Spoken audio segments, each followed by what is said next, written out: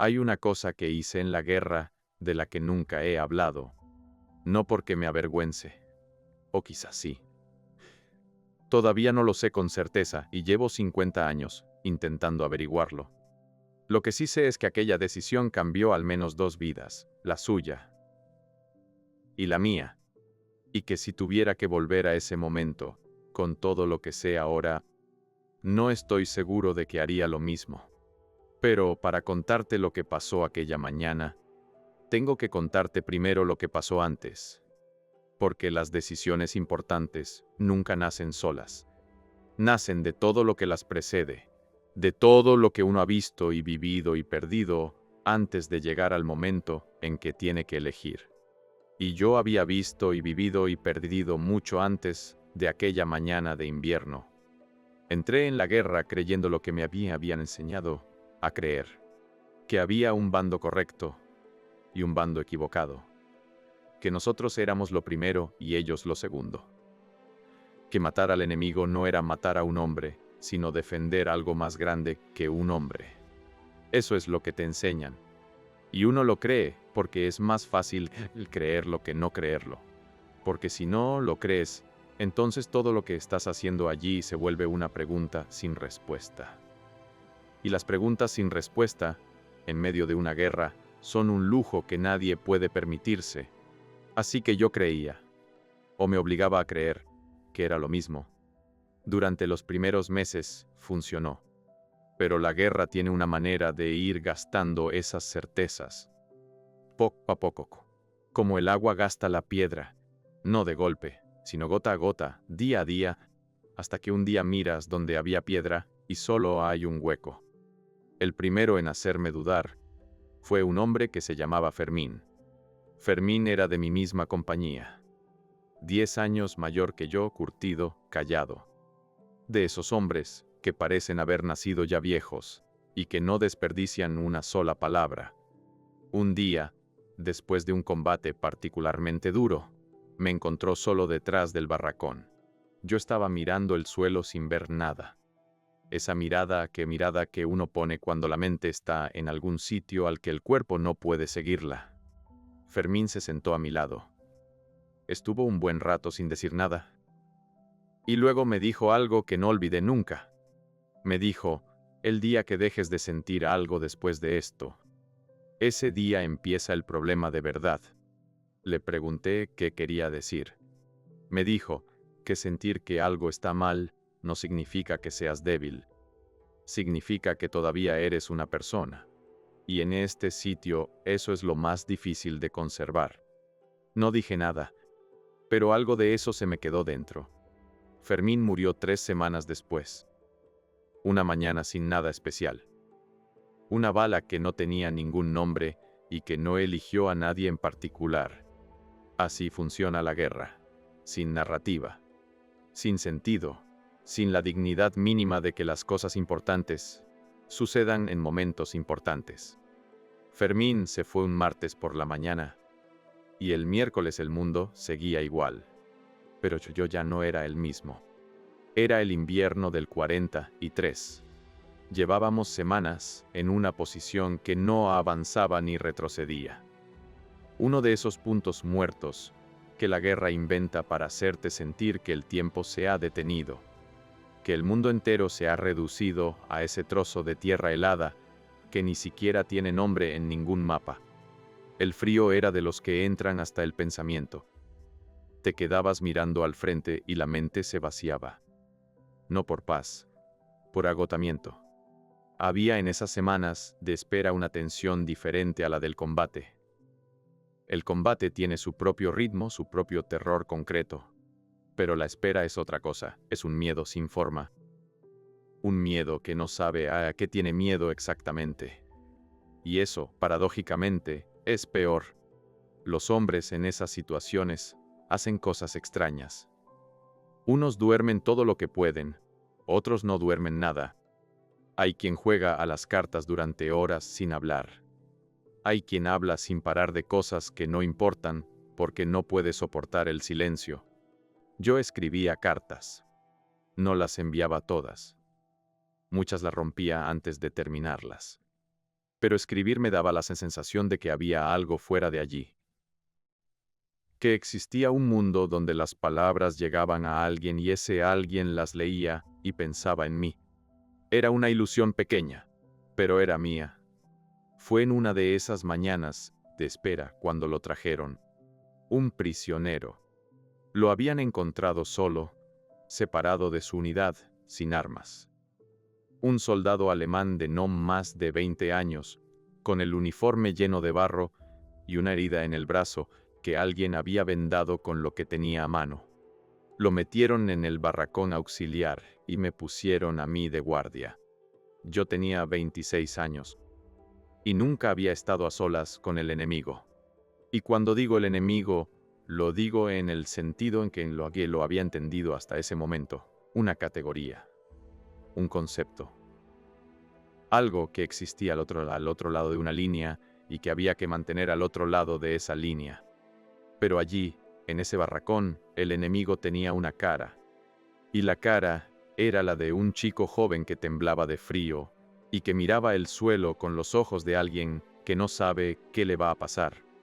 Las primeras horas no dijimos nada. Él estaba sentado en el suelo con la espalda contra la pared. Yo estaba de pie junto a la puerta con el fusil. Los dos mirando al frente. Los dos fingiendo que el otro no existía. Pero uno no puede fingir eso indefinidamente. Porque los dos éramos personas. Y las personas, cuando están encerradas en el mismo espacio durante horas, terminan notándose, aunque no quieran.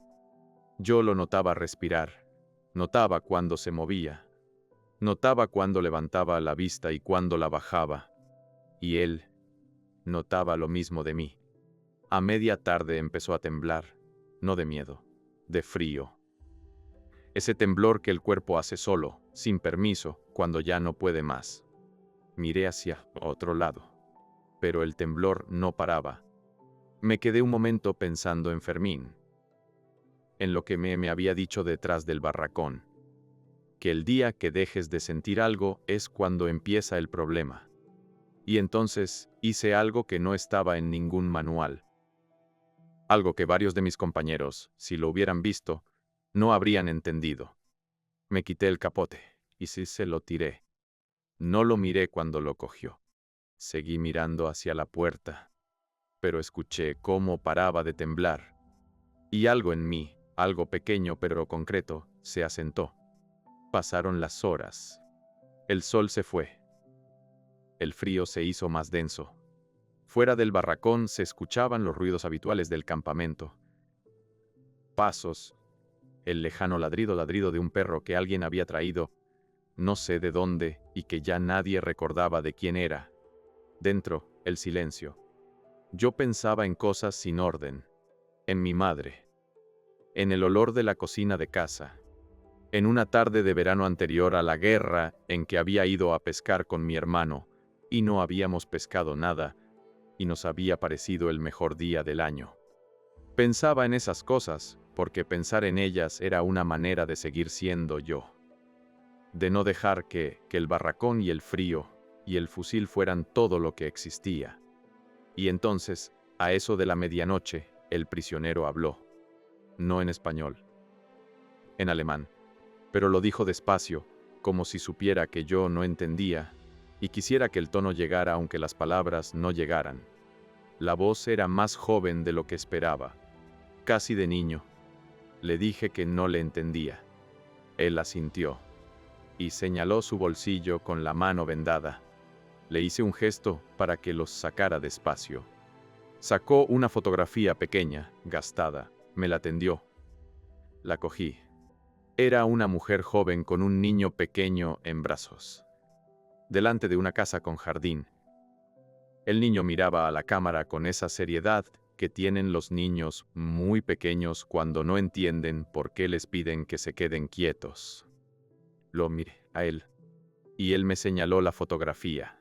Luego se señaló a sí mismo. Luego señaló la fotografía otra vez. No hacía falta traducción. Le devolví la fotografía.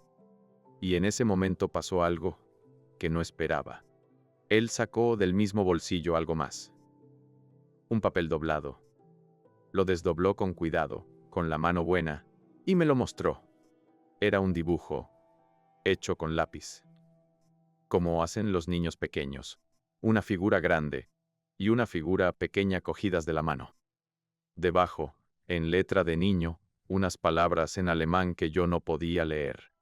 Me le quedé mirando, y él me miraba a mí. Y durante un momento, en ese barracón el helado a medianoche, los dos éramos solo dos hombres con familia, pensando en lo mismo.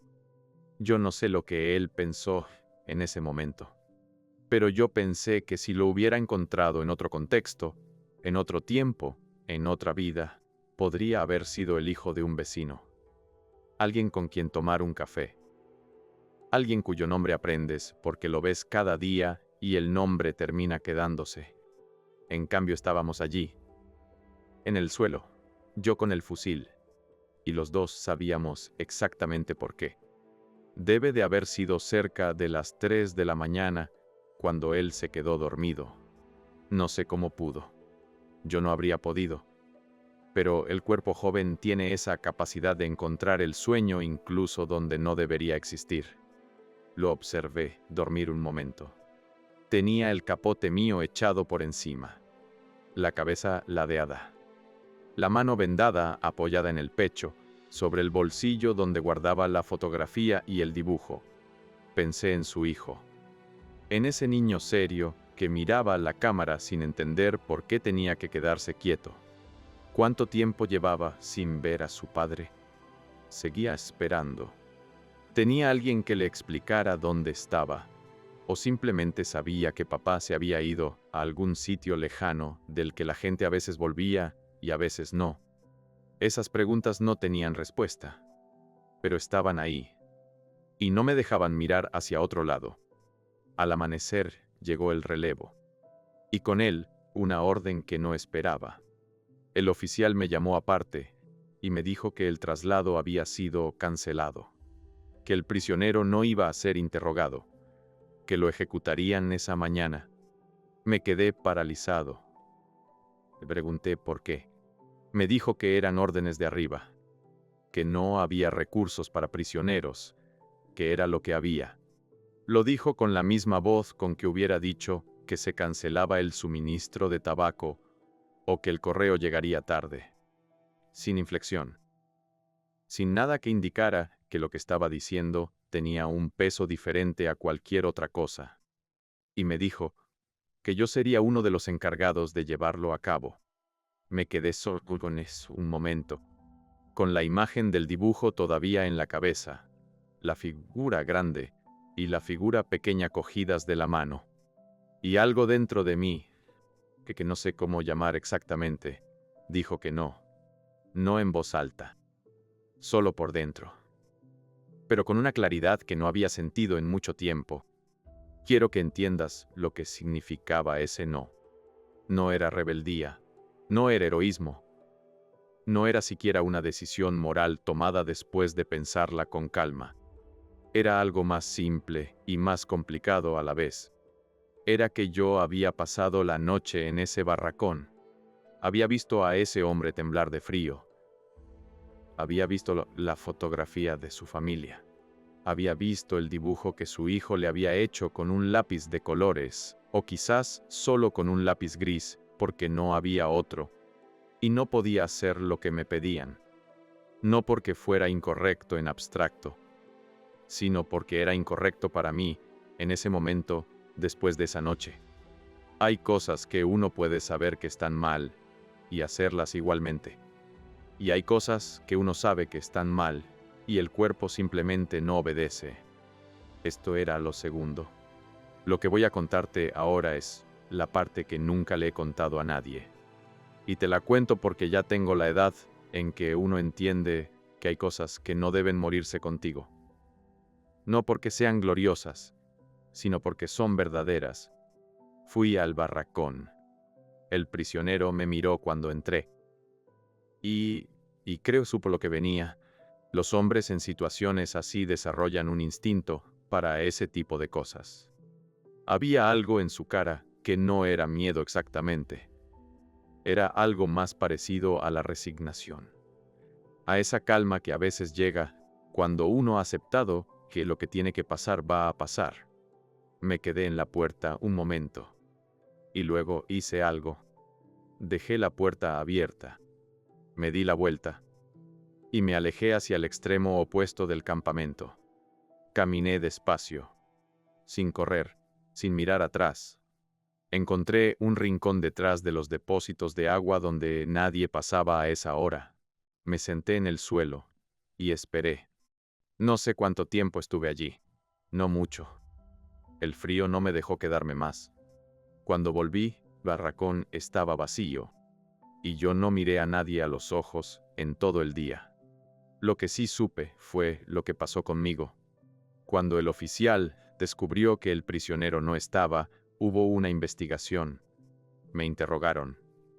Dije que me había descuidado un momento, que debía haberme dado cuenta antes. Me creyeron, o decidieron creerme.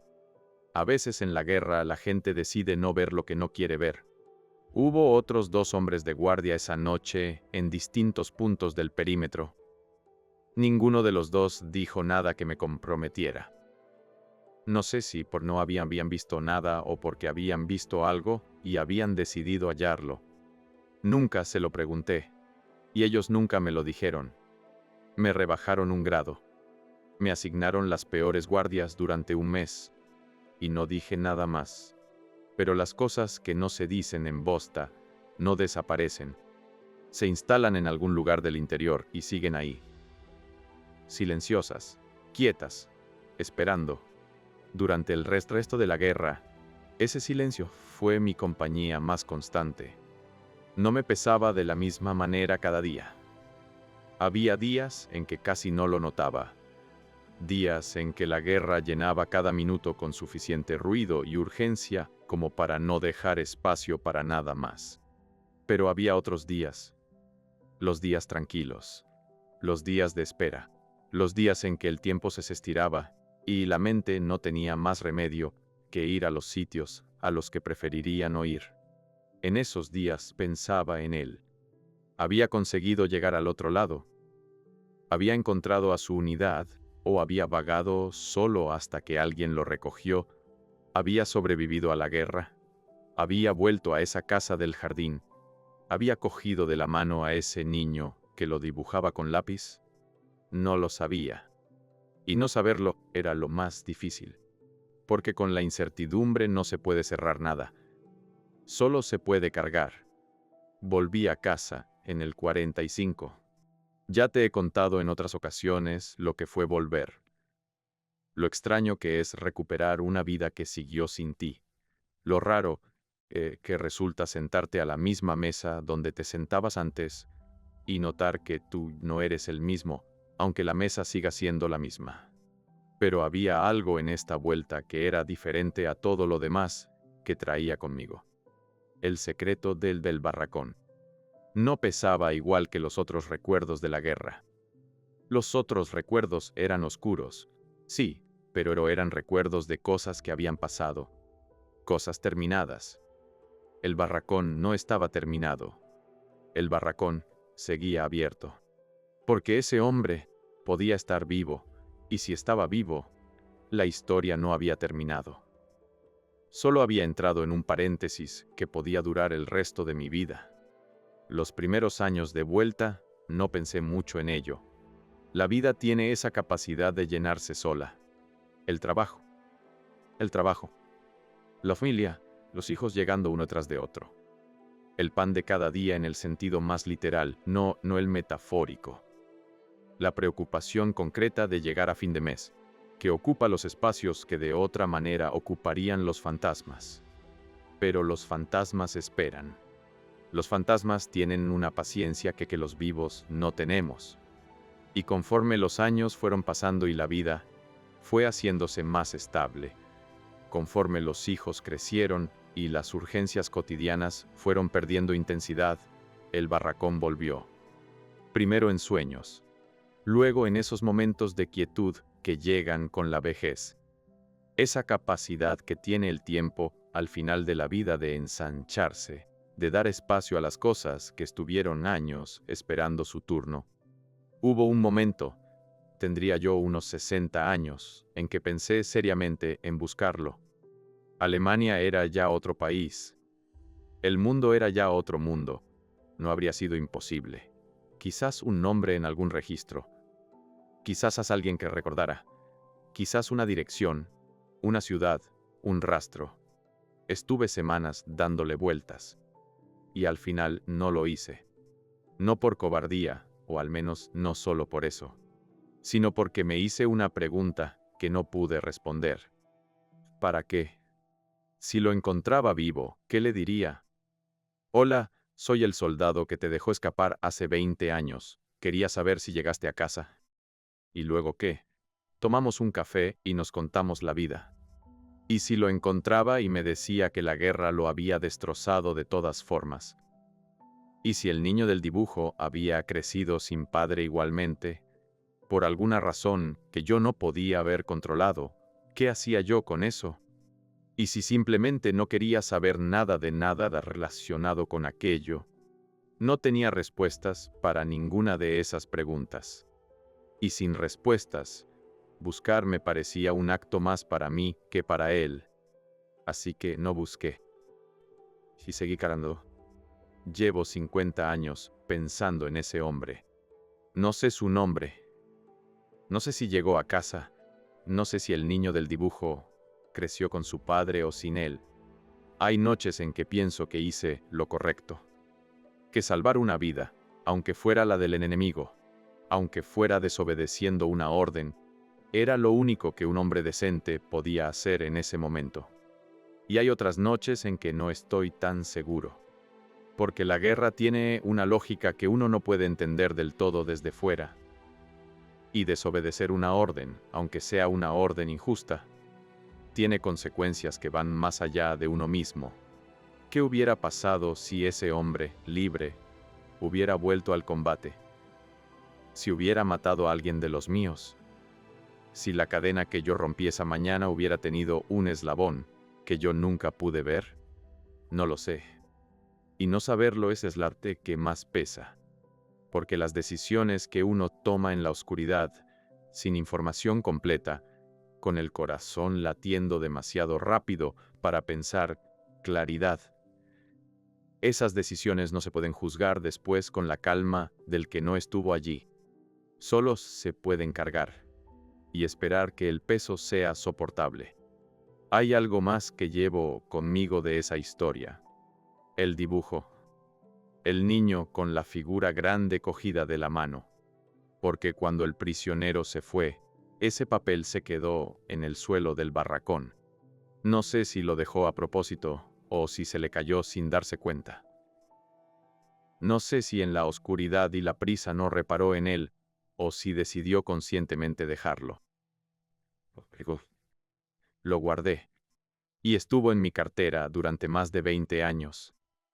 Doblado, cada vez más roto por los pliegues, hasta que un día se deshizo y ya no pude conservarlo más. Las últimas semanas que lo tuve, el papel era tan frágil que casi no me atrevía a abrirlo. Lo notaba a través de la tela de la cartera y eso era suficiente. Saber que estaba ahí. El día que se deshizo del todo estuve un buen rato mirando los trozos en la palma de la mano y luego los solté. Y fue como soltar algo que había llevado tanto tiempo encima que ya no sabía si hiciera un peso o simplemente una parte de mí. Pero lo recuerdo con una claridad que ninguna fotografía de mi propia vida tiene. Una figura grande, una figura pequeña, cogidas de la mano. Debajo, unas palabras en alemán que nunca supe leer. Siempre quise saber qué decían. Siempre tuve miedo de averiguarlo, porque a veces las palabras que no entendemos nos permiten imaginarlo mejor. Y lo que imaginamos es más gentil que lo que podría ser la verdad. Quizás ponía, papá, vuelve pronto. Quizás ponía simplemente, te quiero. O quizás ponía algo que un niño pequeño dice y que un adulto no esperaría. Algo cotidiano. Algo sobre el perro o sobre una tarde en el parque. Algo que demostrara que para ese niño su padre era una presencia tan normal y tan permanente que ni siquiera concebía que pudiera no volver. No lo sé. Y ya nunca lo sabré. Hace unos años, mucho después de que todo esto fuera ya solo historia, le conté la historia a mi nieto. La primera vez que se la contaba a alguien, él me escuchó sin interrumpir. Cosa rara en él, que siempre tiene algo que decir. Cuando terminé, me preguntó, ¿y no te arrepientes? Le dije que no lo sabía, que llevaba décadas sin saberlo. Él me miró un momento y luego me dijo algo que no esperaba de un chico de su edad. Me dijo, abuelo, creo que el hecho de que todavía no lo sepas significa que lo hiciste bien. Le pregunté por qué pensaba eso. Me dijo, porque la gente que hace las cosas mal duerme tranquila. Son los que hacen algo difícil y correcto, los que no pueden dejar de darle vueltas. Me quedé callado un buen rato. No sé si tenía razón, pero me gustó pensarlo. Y en ese momento me di cuenta de algo que no había pensado en todos esos años. Que quizás el valor de lo que uno hace no está en saber si fue correcto. Está en no haber mirado hacia otro lado, cuando podría haberlo hecho. Yo podría haberlo hecho. Era lo más fácil, lo más seguro, lo que todo el mundo esperaba de mí. Y no lo hice. Por una razón tan pequeña y tan grande, a la vez como un dibujo en un papel, con una figura grande y una figura pequeña cogidas de la mano. Si hay algo que aprendí de todo aquello, es que la guerra no te pone ante el bien y el mal. La guerra te pone ante dos males. Y tienes que elegir cuál puedes cargar. Eso es lo que nadie te cuenta en los libros de historia. Los libros de historia hablan de batallas y de fechas y de estrategias. De quién ganó y quién perdió y qué pasó después. Pero no hablan de las noches de guardia. No hablan de los barracones helados. No hablan de los dibujos que los niños hacen para sus padres y que los llevan encima porque es lo más parecido a llevar a sus hijos consigo. No hablan de los momentos en que un hombre tiene que elegir entre lo que le han ordenado y lo que puede mirarse al espejo y ver. Esos momentos no aparecen en ningún libro, pero son los que definen lo que uno es. Elegí el mío, cada uno elige el suyo. Y después viene toda una vida de preguntarte si elegiste bien. Eso es lo que nadie te cuenta antes de ir. Que la guerra no termina cuando vuelves. Termina el día que encuentras una manera de vivir con lo que hiciste. O no termina nunca. Yo todavía estoy intentando encontrar esa manera. Y ya tengo 84 años. Así que algunas guerras no terminan. Solo se vuelven más silenciosas. Y uno aprende a vivir con ese silencio. A reconocerlo por las mañanas cuando se sienta a desayunar solo. A agradecerle que siga ahí. Porque mientras el silencio esté ahí, uno sigue siendo capaz de escucharlo. Y mientras uno sea capaz de escucharlo, todavía queda algo de la persona que tomó aquella decisión en aquel barracón. Algo que vale la pena conservar.